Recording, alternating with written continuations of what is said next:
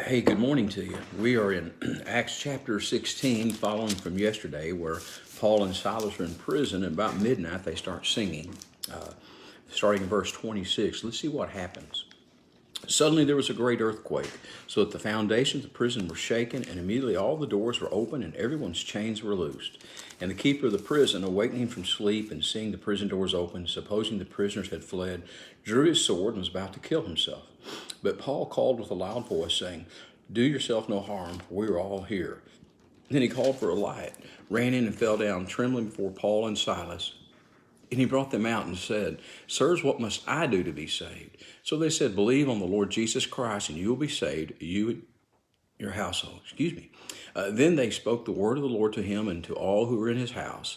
And he took them that same hour of the night and washed their stripes. And immediately he and all his family were baptized. Now when he had brought them into his house, he set food before them, and he rejoiced, having believed in God with all his household. I love this passage. It talked about some powerful things that we need to remember. First of all, when the singing was going on, when the praise was going on, there was this earthquake, and everything was shaken, and everyone's chains were loosed.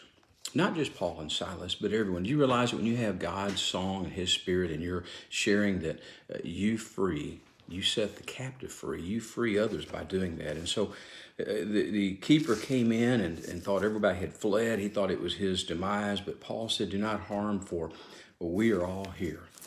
Folks, we get freed by the Lord, and it's not that we want to run away, it's that we want to tell people about him. All those other prisoners were so in awe of the fact of hearing the singing and the praising of God, and then the chains falling. They were waiting to see what it was about also. Listen, if we'll just share the gospel, others will run to us instead of running away from us. Hear what the jailer did. He called for light. He ran in and fell trembling before Paul and Silas. He didn't know what else to do, and he said, "What must I do to be saved?" Do you hear that? What must I do to be saved? And here's the answer. Then believe on the Lord Jesus Christ, and you will be saved, you and your household. Then he spoke the word of the Lord to him and to all who were in his house. Did you catch that? If you will believe, your family will believe. We know the trend. We know what happens. We've seen the history. When one in the household, when the head of the household believes, the household believes. They follow because they see the change in the one. It spreads. This thing of following Jesus, this thing of faith, this thing, it will spread.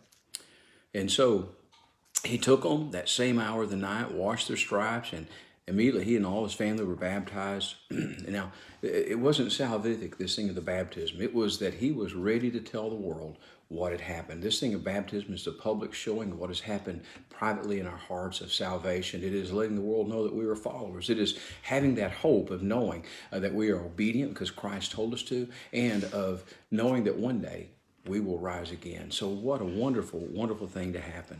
And so it says he brought food into his house. He brought them in his house and set food for them, and he rejoiced, having believed with all his household. Listen, when people believe in Jesus, there is rejoicing. I pray today that you know Christ and that you're rejoicing, and I pray that those around you may know that you're a believer, and they too can rejoice with you. You have a blessed day. Just know that you're loved, and as always, know that it waits for you. We're here for you. You have a great one, and God bless.